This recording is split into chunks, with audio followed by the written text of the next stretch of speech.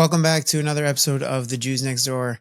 This is not a typical episode for The Jews Next Door. This is actually a recording of Dr. Norman Blumenthal when I had the opportunity to bring him to my shul or HaTorah in Bergenfield the other night to speak about the trauma that we are all going through. So firstly, a thank you to my shul for allowing me to record and share with you all because Dr. Blumenthal shared so many incredible insights and I wanted to share them with you. And a special thank you to Dr. Blumenthal and to OHEL for enabling this to happen. Dr. Norman Blumenthal is the licensed psychologist who serves as the ZACT or Family Director of Trauma and Crisis Intervention for OHEL. And he's a professor at REITS, Yeshiva University Smicha program, and Furkov, their Yeshiva University's Graduate School of Psychology. And he's really the go-to. He's the go-to in our door on trauma. And he's the one who's called in every situation. He has been speaking nonstop, I think literally every night since October 7th. And his insights here are invaluable. And so I'm excited to share this with you. And without further ado, enjoy Dr. Blumenthal. Thank you for having me. It's really been a whirlwind. Actually, I'll start with something that just happened. I actually was at a OHIL board meeting in the city and then made my way here. But before I left the OHIL board meeting, I got one of the myriad of calls that I've been getting was from my nephew who's learning in Eretz Yisrael. And he told me that his 3-year-old daughter, who a short while ago got rid of the pacifier, now with running to the bunker, and then they have right across the street from their apartment, there is a hotel where there are displaced Israelis from the south, and they're coming over for meals, so she's getting an acute sense of the crisis, and she's pleading for her pacifier. So that's what the trauma team deals with. So should it give it back to the pacifier, should they not? So we worked it out, and actually I told them, give it back to her. We're not doing, with the crisis now, we're not doing education. And I told her how to give it back to her so she knows it's temporary. And when we were all done, I said, Shlomi, do me a favor. If you have any extra pacifiers, could you send it to me? Because I could really use it. And I love Elmo. If you have an Elmo pacifier. So that's what it's been like.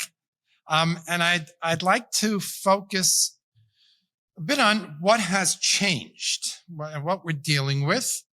And maybe to some extent what we anticipate. The OHIL trauma team is about 20 licensed mental health professionals, about half here in the Northeast and about half in Miami and South Florida. And we deal with crises. But I will have to tell you that having dealt with the Libby Kletsky murder, the Sassoon fire, Sandy, COVID, the Woolsey fires in Malibu, the flooding in Houston, the shooting in Pittsburgh, the shooting in Jersey City, Surfside, all those in 30 years in trauma did not prepare me for what I've been dealing with these last 3 weeks. So we're all sort of starting from Aleph base. But let me tell you how we looked at it when it first happened and how we're looking at it now. I happen to actually be in Montreal for Simchas Torah. We're visiting the kids. We were, for any Montrealians here, we were davening at TBDJ, which is a very Zionistic shul, and there were even shlichim from Eretz Yisrael, and whose phones were ringing off the hook because they were trying to be mobilized. And we got a pretty quick picture of what's happening. Maybe I'll share a little personally, but I'm going to talk only for about 20 minutes, so I want to hear your questions. The first night, Matzah Shabbos or Simchas Torah night, I was pretty shook up. I was wondering if I would sleep, and I did fall asleep, but I had an anxiety dream. And in my dream, I was presenting a patient at a conference, and the patient was coming with me to the conference to present, which is something we don't do, but again, it's a dream. And on our way, he chickened out, and he left either my car or the bus, I'm not sure. So I ran back to my office to look for my notes. And of course, I had papers all over the place in my office. Again, everything's on the computer. But I'm finding everybody else's patient's notes, but I can't find his notes. And then I look up at the clock, and I see the conference is an hour away, and I need to leave. And I don't have the patient, and I don't have my notes. And I start panicking, and I wake up, shaking and all upset. And I start thinking, and I thought that what the dream was maybe saying was, this terrible thing is happening, and I have nothing to do. I'm helpless. and that inundation, that flooding of feelings. Matzah Yom Tiv, I'm coming home from shul, and I have a thing the night of the Sassoon fire. So if you remember, the Sassoon fire was Friday night. Matzah Shabbos, I came home from shul and I walked in the door and we still had an adult child at home. And he told me at the time, I remember I walked in, he said, don't make Havdalah, go straight to your phone. Since then, I don't make Havdalah, I go straight to my phone. So I went straight to my phone. And sure enough, reality was hitting. And I was, like all of us, I didn't know what to do with myself. But then something helpful happened. I started getting emails. I started getting phone calls. We have to write up criteria, tell parents how to help the children cope with this. We have to do a webinar on how to manage this. And having the opportunity to do something was a tremendous nachama, was a tremendous relief. And again, that's part of the lesson in trauma. When you feel like you're doing something, it's really a tremendous relief. Monday, we drove from Montreal to another child of mine who lives in Muncie, so we could be back and, we wouldn't have to worry about being late. And we did a webinar.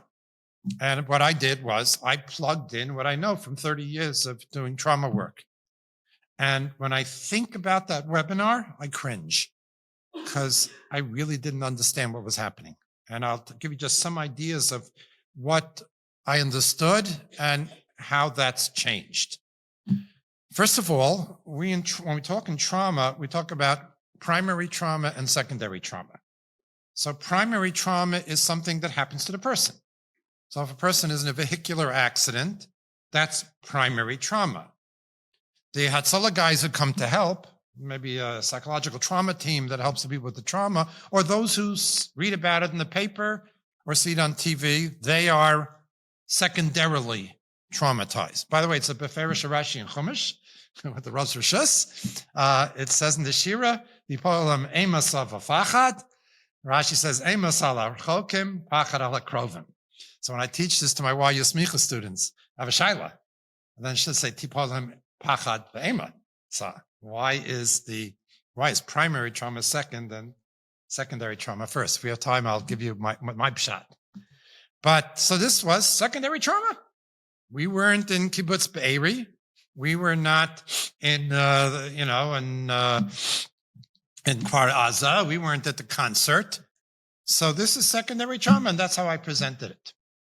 Problem was, as I started working more and more with people, it didn't schmeck. It didn't smell of secondary. Secondary trauma is similar to primary trauma, but it's different.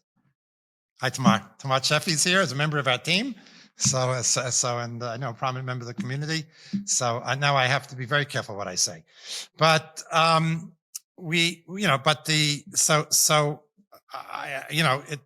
I hold the microphone? Oh, okay. I prefer this to those little ones because every time those little ones on me, I think I'm going to go home with it and everybody's going to hear what goes on in my house. And so, all right, this I know I won't take home with me. But it didn't look like secondary trauma. I mean, they overlap, but they're different. And secondary trauma is not as intense as primary trauma. And I started realizing, and I'll give you the reasons why, that this is really, even for us here in the States, this is primary trauma. That maybe it's not the same level of primary trauma as those who were nebuch, captured and were traumatized and were tortured and killed, but it's primary trauma for us. And I think there are a few reasons for this.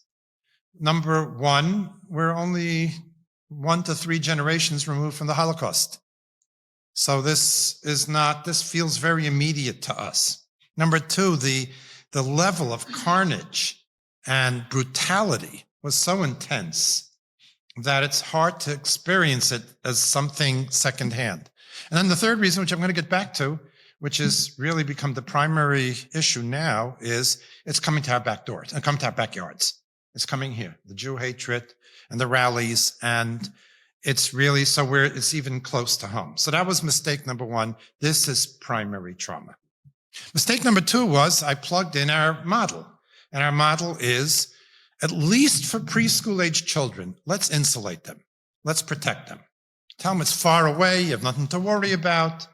It's a rare occurrence. We'll take care of it. Let them have that innocence, that bubble of safety, of naivete that we want preschool-age children to have. And boy, was I wrong. because our very, very young children are very immediately exposed to this and are being, I think, most profoundly affected, more so even than the older children. Let me give you just a few examples. We got a call from a preschool teacher in a day school who told us that there was a 5-year-old boy who during imaginary play, during free play, was trying to rip the head off of a cloth doll, and he was saying, "I'm an Arab." One father called us and told us that his first grade son came home and said, "Abba, what's rape?" And I will tell you now, 2 weeks later of fielding these questions, or just today, just to give you an example, this is actually a little older child, but just today again, before I came, my mother called me and her daughter cannot sleep because her bedroom is the first room when they come up the stairs. And if Hamas breaks into her house and kidnaps children, she'll be the first to be taken. This is what's going on with our young children. And the theme that I'm hearing the most, and I'll talk about what to do about it, but the theme I'm hearing the most is the children are not afraid about being killed or about their parents being killed. Kidnapping. That is the theme. They're dreading. They're terribly afraid about being kidnapped. And these are the themes. So our children are, at a very young age, are being exposed to trauma. And again, that's another surprise, if I tell you, that I hadn't anticipated. Also, early on, one of the major issues were, my son's in yeshiva, my daughter's in seminary, and university. They live there. Do we bring them home? Do we let them stay? And I know the Gedolim have dealt with that. So and we've dealt with it our way, and that's, I think, pretty much settled. How to process it with our children, which is still an issue, but not as much. But what has moved from being the tuffle to the ikker, from the back seat to the front seat, is now anti-Semitism. And most of the questions and most of the struggles that people are having themselves and with their children is how to explain and how to cope with the upsurge and the very dangerous type of anti-Semitism and Jew hatred that we're seeing. I would tell you that a very common question we're getting is, should I let my child walk around with a yarmulke? Mommy, why do they hate us? And again, are they coming here? Are they going to assault us here? So these are now more of the issues we're dealing with. And then, of course, we have to be a bit anticipatory. So let me quickly go over some points. First of all, one that we say again and again, I apologize if we're repeating it, but like on the airplane, they tell you, put the oxygen on yourself before you put it on the child. You cannot process this with your children until you've processed it yourself. I like to quote Harry Stack Sullivan, who is the founder of the American School of Psychiatry, who used to say to his residents and interns that when you're doing therapy, there should be only one anxious person in the room, preferably not the therapist. But you really have to get it together yourself. Now, let me make something very clear. Getting it together yourself does not mean that you're not emotional. I have to tell you that after the Sassoon fire, I referenced it before, the most common question we got asked was, can I cry in front of my children? Can I cry in front of my Talmidim? And the answer we gave them, you can't shriek and scream. But if you're talking about something like this and tears roll down your cheeks, that's being human. And that's fine. It's even educational. I was in the Yeshiva Elementary School last week in North Miami Beach. And I met at first with the parent body, and then I met the next day with the 6th to 8th grade boys. Now, I'm not going to say that's as scary as these pro-Palestinian riotous protests, but it's a close second. And I come into the room there, and there are 150 6th to 8th grade boys. And I told them who I was. I made it obvious, although they knew why I was here. And I began with talking. When I began with them, I asked them, how many of you are scared? And I raised my hand. And about 3/4 of them raised their hands. Then I said, how many of you are sad? And close to 3/4, a little less, but the majority of the boys raised their hand, but I raised my hand too. The assistant principal told me afterwards, that was the best part. But no, we're human. That's okay. And then I said, now what are we going to do about it? And that's, and that was the rest of the conversation. So it's okay to be emotional. Talk about it, process it. Very important. Again, I don't want to make this a trauma lecture, but research shows, even anatomically, that if a traumatic event occurs, it's the immediate area in which it affects is deep in the brainstem, a very primitive part of the brain, usually the amygdala, which is the part of the brain we share with the animal kingdom. And if you talk about it, you can literally anatomically, people who observe the brain, see it shift to this part of the brain, the frontal cortex, the Broca center. You remember this from our class? Okay. Which is language and logic, etc. So and by the way, if you are the audience, that's, just listen, don't give answers. Putting it into words helps. And as I said, allow your mom. You know what I told the kids in the school? And I didn't make this up. This is true. And then I'll tell you how I'm coping. I schedule a cry. I feel like I need to cry, and I don't want to cry in front of my family. I don't want them to worry about me. I don't want to cry in gourmet glatt, although I sometimes feel like it when I see the prices, but it's not going to do much for my reputation. But I try to find a private time, and I have a 5-minute cry, and I feel much better afterwards. There's research on tears. And they found that they compared the tears you cry from pain with the tears that you get like when you cut onions. And they're totally different tears. The tears from pain have stress hormones in them. And you're ridding the body of stress hormones. So cry. It's good to cry. There's much, much to cry about. And again, do something. And doing something is good, obviously, hashkafically and politically. But the doing something doesn't mean you have to, quit your job and run to Israel and commandeer a tank and destroy Hamas. The doing something is Tehillim, is selling keychains like I saw you did outside, writing to politicians. There are contacting your family in Israel, all the things that have been recommended. And that's good on a broader sense, but it's good for you, just like it happened to me when I felt I had that dream that night, that we're doing something. We're not just sitting ducks. That makes a world of difference. So let me talk a little bit about what's, I think, front burner right now.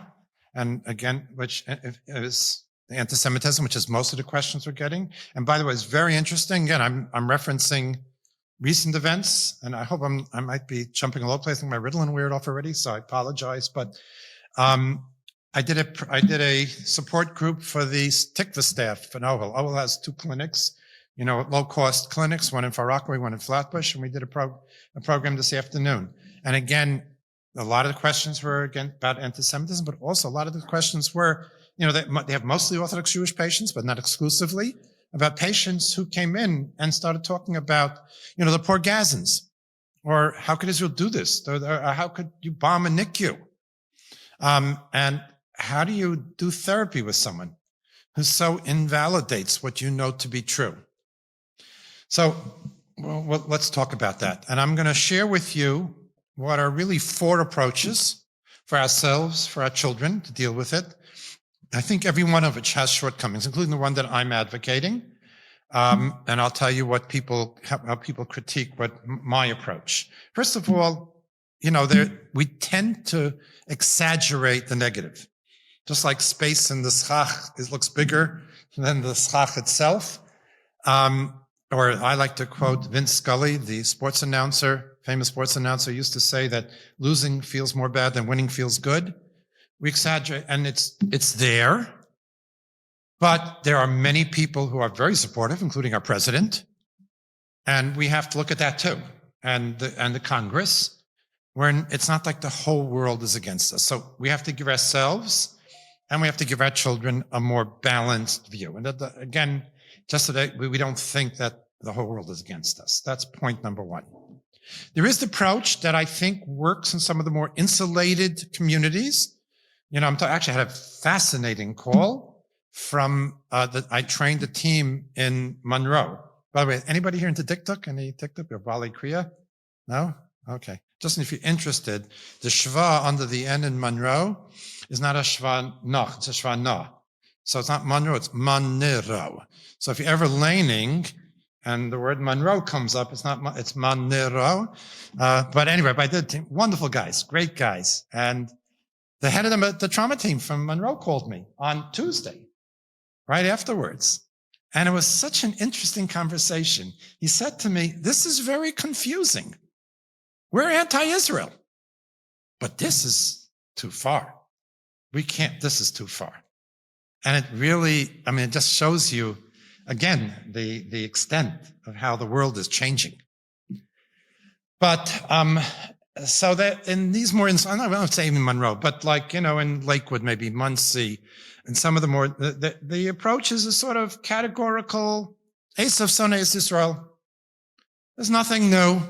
This is the way it's been since biblical times. That we got maybe a little bit of a break after the Holocaust, but this is normal. And this is in their DNA. It's in their blood. And just, that's it. And accepting that, I think, works for them.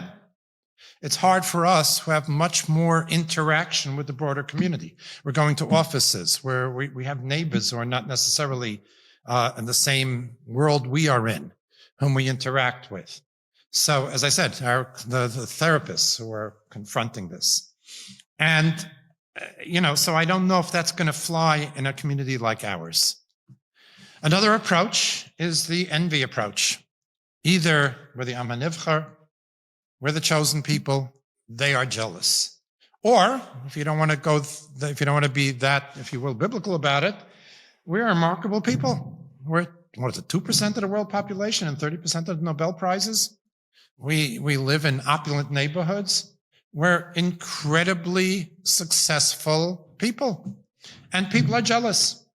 And to process it ourselves or to explain it to our children, why do they hate us? They're envious. Because we have a closer relationship to God, because we're so successful. I have a problem with that. One, I don't know if it's a very good meter to teach children because you're jealous of someone, you hate them. Jealousy occurs, it's part of life. Somebody else makes more money than you do, and somebody else is more athletic than you are, someone's better in school. I'm not sure how much we want to promote this idea that if somebody's better off than the other person, you hate them. And I'm always worried as well by a little bit like Tevye and Fiddler on the Roof. I know we're the chosen people. Could you choose someone else next time? Would this breed a wish not to be, which is behind a lot of assimilation? I don't want to stick out. I don't want to be so obviously Jewish. I don't want to be the object of so many people's hatred. It's not a pretty place to be. I want to share with you what I think is an approach, but I will tell you right away that some people don't like it because it's probably a little too highfalutin, it's a little too intellectual. So maybe it works for us as adults or for our teenagers, maybe not for younger children. But I want to herald two concepts and put them together. One is some research, psychological research, and the other is profound insight from Rav Soloveitchik. The research comes out of Emory University. Some of you may be familiar with it, on ancestry. Some incredible work coming out of Emory. In fact, the researchers were interviewed by David Beshefkin a number of years ago, right before Pesach, on children's awareness of ancestry. And by the way, if you're not blown away yet, only 3 out of 4 Americans can name all their grandparents. Isn't that incredible? But they found that children who knew about their ancestors and know their family history have more resilience and better coping mechanisms than those who don't. And subsequent research identified 3 types of family narratives. One is called the ascending narrative. The ascending narrative goes something like this. It was terrible in the old country. We came here and it got better and better. One is called the descending narrative, which is it was great in the old country. We came here and it got terrible. And the third is the oscillating narrative, which is it got better, then it got worse. Then we had a good time, good years, and then we had some bad years. And I assume it doesn't come as a surprise to you that the family narrative that is most associated with resilience and coping is the oscillating narrative. And as I often say, nobody's history oscillates more than Jewish history. Now let's put that. Now let me mention Soloveitchik once was addressing the age-old question of Jewish survival. Our survival makes no sense. We're a miyat shebemiyat. We've been subject to the worst atrocities and massacres known to man, and we're still around. And all the perpetrators who nearly conquered the world are gone. And from a historical perspective, this makes no sense, prompting one world-famous and probably anti-Semitic historian, Toynbee, to refer to us as living fossils. The Rav asked Taka, from a historical perspective, how do we understand Jewish survival? So he says there's a key difference between the secular historian and the Jewish historian. The secular historian looks at the past to understand the present. The Jewish historian looks at the future to understand the present. We're going somewhere. We have a mission. We're heading to something that is the ultimate good. And from that vantage point, our survival makes total sense. Now let's put those together. We have ancestry, our history, and we have the awareness of where we're going. We're on a timeline. And that timeline has oscillated. We've had very promising good times. We had many golden ages, and probably no greater one than we've had here in America. We've had some very awful times. We had the Crusades. We had the Khmelnytsky uprisings. We had, of course, the Shoah, the Khorban. And we survived. And we're on our way to something better. Now, does that do away with the hatred? Does that make it better? It still hurts, but it's now one chapter in a very large book. And I think it attenuates it. And that's the approach that works for me. It's the approach that I promoted. But again, that doesn't help a 5-year-old who says, why do they hate us? So we're still, it's a work in progress. And we're trying to make some sense out of it. Let me quickly go over the developmental stages quickly. For the preschooler children, and I think this is the group that are really most profoundly affected. And yes, we are not lying to them. They're finding out. And we are also, as indicated from the stories I mentioned previously, we're not putting our foot down the way we used to because they're going through a very hard time. So we're indulging them. We may let them sleep in our beds. We may let them, suck their thumbs again. We're going to, God willing, this will end soon and the chasna, they won't. But we're not putting our foot down as we had. Before October 7th, if someone had asked me about wanting their pacifier back, I would have had a very different approach. And if someone would have asked me about, being afraid that their room is on top of the stairs, I would have given them an approach to overcome that fear. We're not doing that. And we communicate with children, first of all, very important, and this goes for any issue, especially with preschool age children. They're listening to your voice tone and your body language more than your words. So that's again why it's important to get it together yourself. And if you have to be cognizant of how you say what you say, not just the words. Because if you look scared, then they're scared, no matter, even if you say everything right. If I or a member of my team has to go on an intervention and after a tragedy, I will tell you that when I leave, I'm a wreck. And I'm happy about that. Because it means I'm aware of what I'm going to. When I leave the intervention, I'm a mess. I've been told you can see it on me. When I'm there, the yucky side of my background comes in. And I'm thought out, calculated. I'm remotely aware of the enormity of what I'm doing, but I don't let it enter my the front of my mind. I'm sure some of the people who are at the scenes of accidents are doing the same thing. And that's what we need to do. We have to be very aware of that. Children, if you're not sure of that age, very often communicate through play or stories. And if you're not sure how your child is handling it, I know when your kid goes off to play, you're not too worried, but listen no matter what it is, listen with one ear what they're playing, because if it troubles them, it'll be in their play, especially if they're replaying the same scene. That boy who was trying to tear off the head of the doll, his solution, if we can do it, is to come and have Israeli soldiers come and rescue the doll before the head is torn off, to say to him that we're safe and we're doing something about it. And that's pretty much, those are the key points with preschool age children.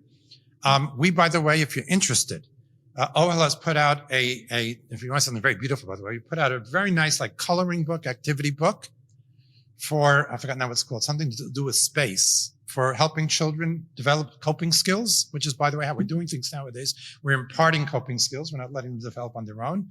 If we want, I can go into why that's so.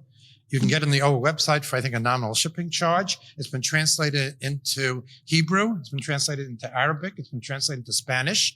And just today, I got a whole slew of pictures. One of the authors is a Civi writer who works with me on the trauma team. The other one is Naomi Baum, who was a prominent trauma specialist in Israel. And we got a whole slew of pictures of Naomi delivering the book to the Dead Sea, to where many of the residents of the South are. And here's the piece that sent shivers down my spine.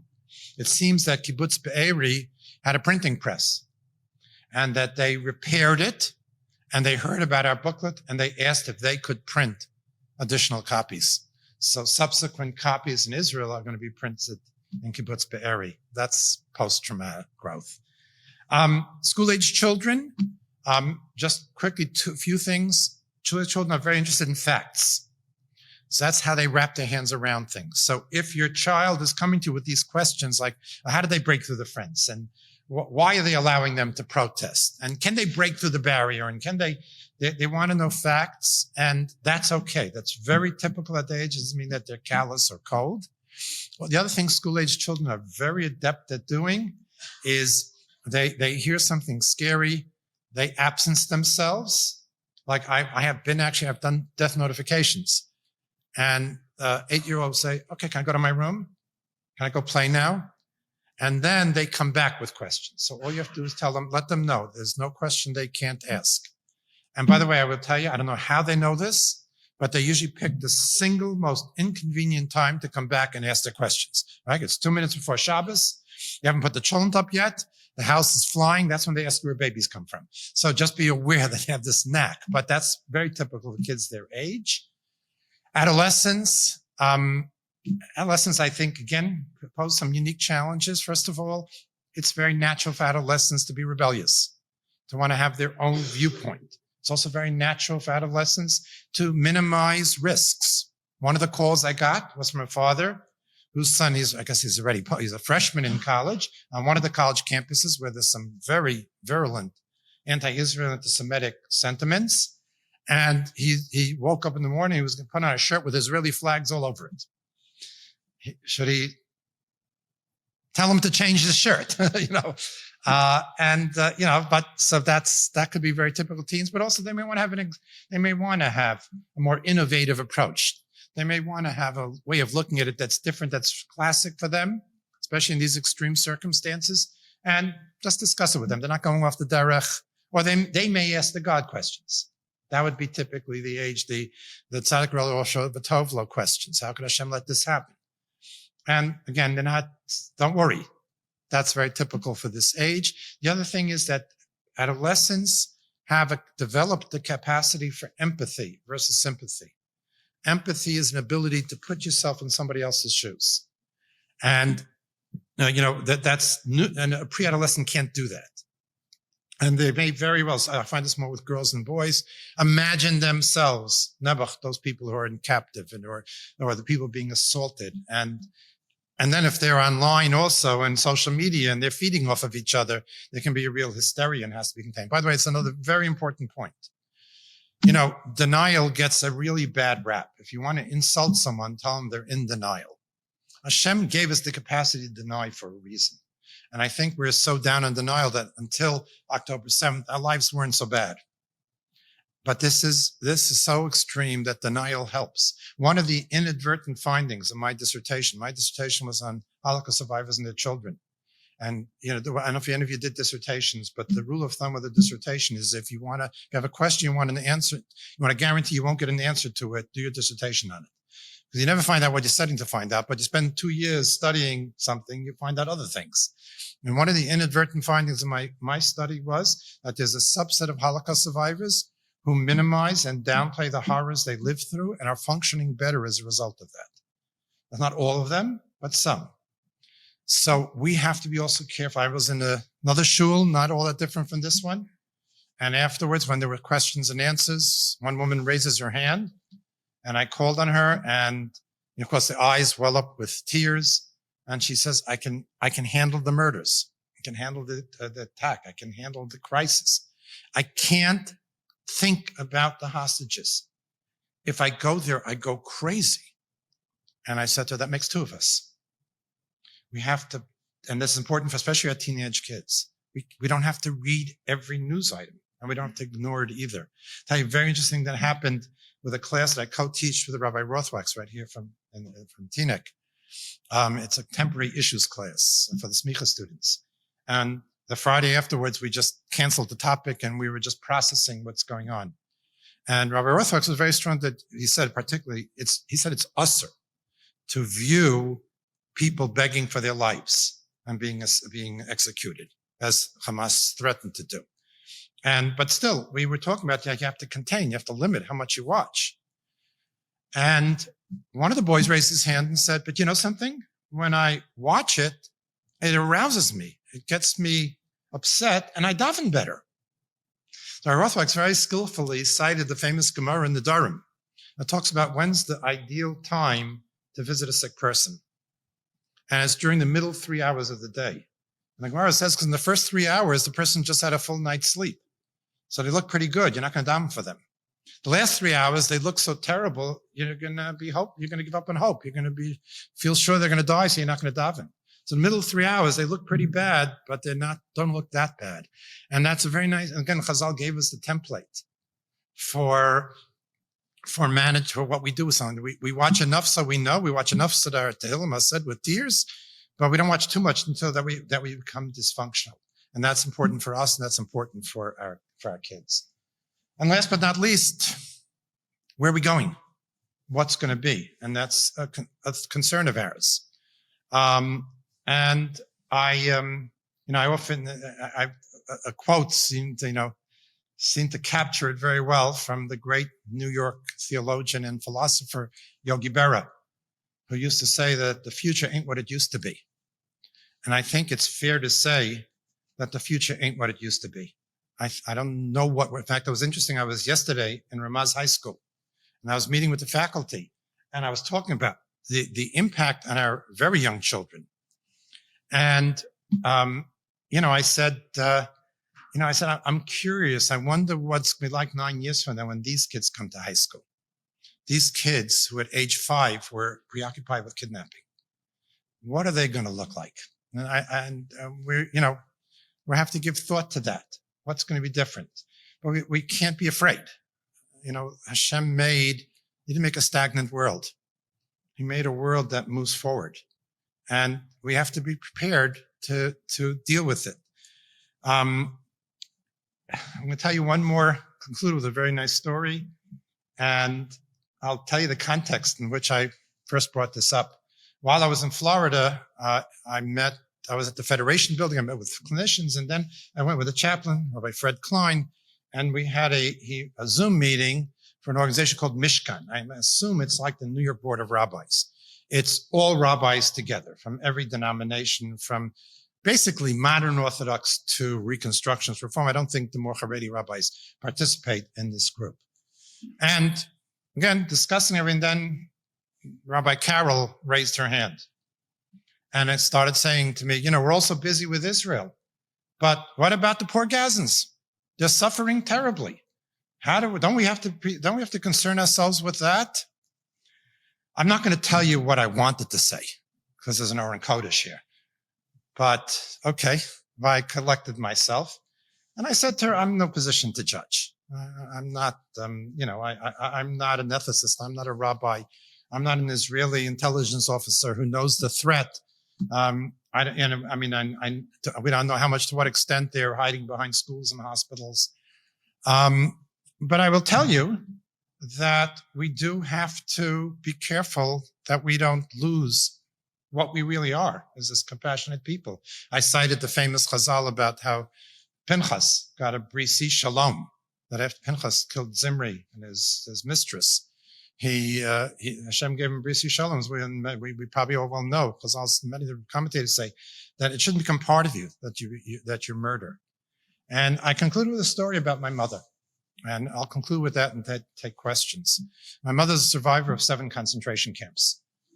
And in fact, this story my son told when he named my first grandchild named after my mother. He told it at the Simchat Bat.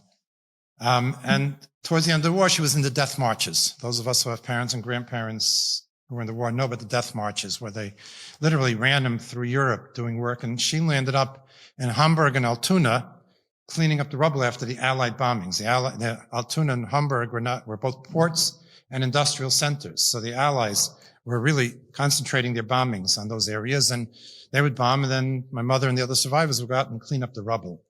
And one morning she's walking towards the work site, and she sees a horrible sight. It seems that because the heat of the bombs, asphalt melted, and there were a whole bunch of people Germans running out of their apartments. They stepped into this burning asphalt. They were burned alive, and then the asphalt solidified, and they were standing there like burnt out statues. Men, women, children. And she saw this scene, and she felt terribly sorry for them. Her heart bled for them. And then she got confused. She said, wait a minute, these are the Nazis. These are the people who tortured me these past years. Why am I feeling bad for them?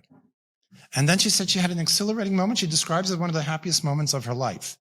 She said she realized that maybe they stole her childhood. Maybe they killed off most of her family. They did. They killed off most of her family, and they tortured her for years. But they didn't take away her ability to feel compassion. She still can feel compassion, and she describes that as a moment of exhilaration.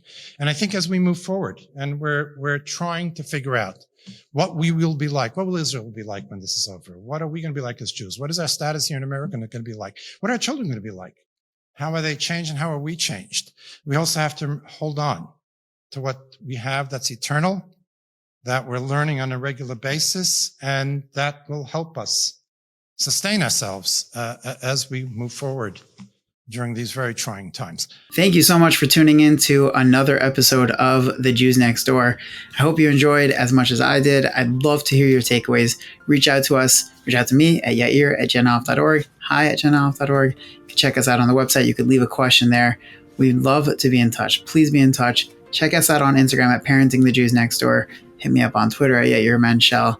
And we're on TikTok now too. We have some great content, a lot of really great insights into parenting, tips, parenting pointers, reaction videos, and quotes. We have a lot going on. We have a lot of articles. You want to check it out. Check it out at genoff.org. You won't be sorry you did. And I look forward to hearing from you. And if you haven't yet subscribed to the podcast, make sure you subscribe and share it with your family and friends.